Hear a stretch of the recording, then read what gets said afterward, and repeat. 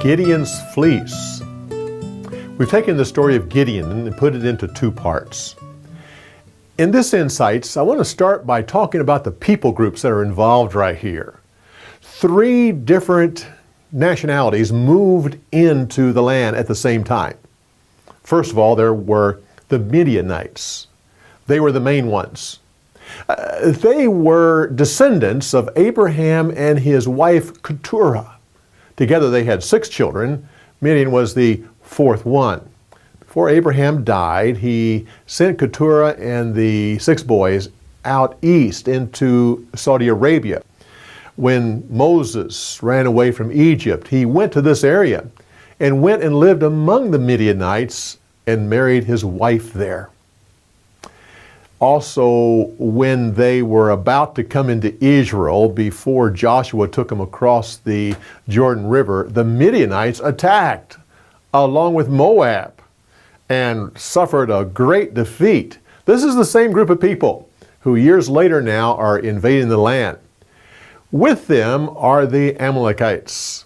You remember the Amalekites because when Moses took the children of Israel out of Egypt, real short after that, the Amalekites attacked them and tried to destroy them. That's when Moses had his hands held up in the air and Joshua was able to win the battle.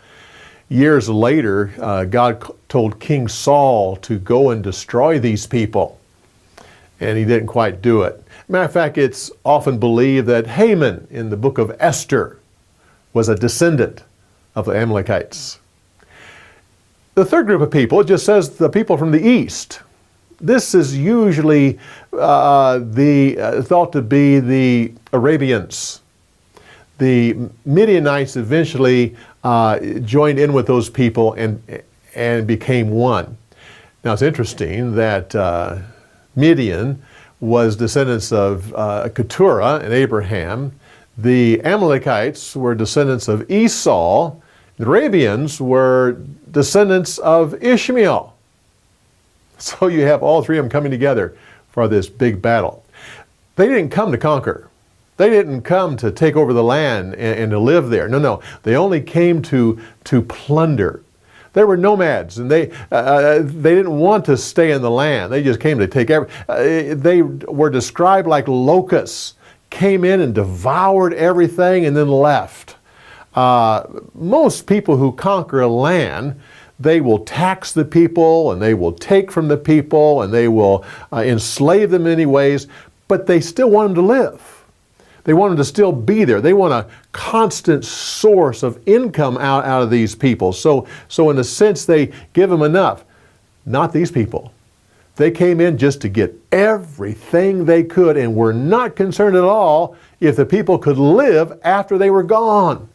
Consequently, the Israelites went up into the hills and in the caves and tried to hide. That's why when you have Gideon, he's actually down in a wine vat threshing wheat. Wheat is usually threshed on a threshing floor that's up high with plenty of wind where you separate the wheat from the chaff. But no. He was down in a wine press, which is usually down in a hole in the ground. He was fearful for his life. Well, an angel of the Lord appears to Gideon.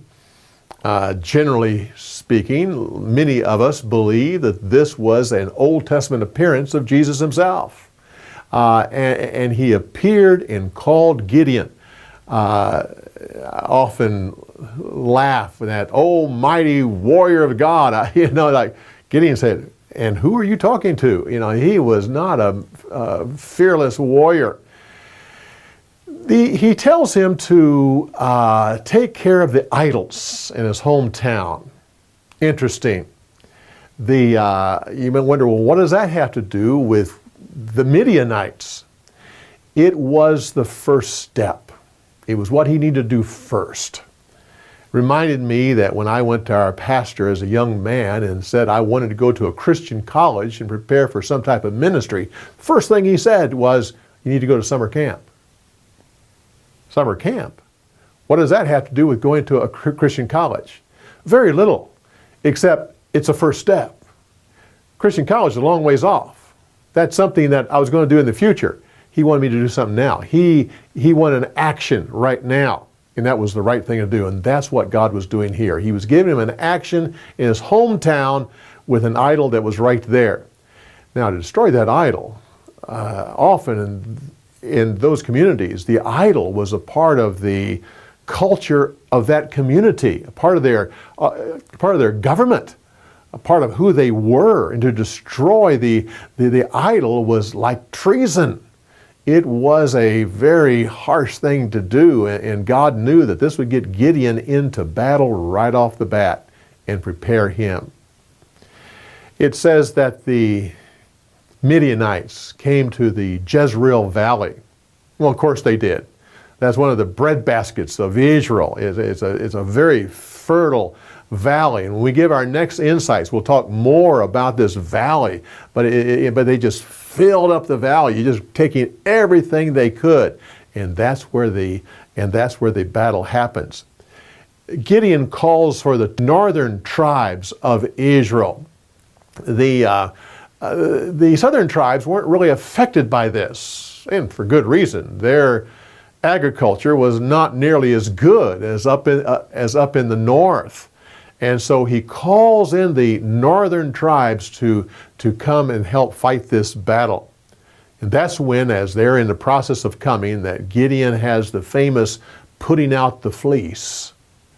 And we hear that expression, well, I put out a fleece before the Lord. You have to understand that Gideon was full of fear and doubt. I mean, all the way through, he's testing God. And so putting out the fleece was not an extremely spiritual thing to do.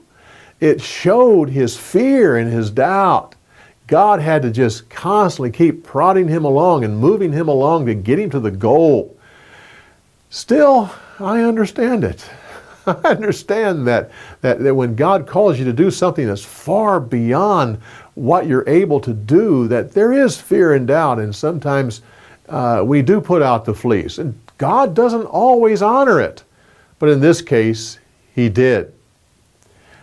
I imagine when all this was over, Gideon was just happy to have it over. He went back home. He didn't want to have anything else to do with anything. They wanted to try to make him king. He absolutely had nothing. He just had none of it. He was glad it was over. And I have a feeling God was glad it was over too. I think he was probably tired of dealing with Gideon. Still a great man who did a great thing for God. Come back when we give you more insights on the story.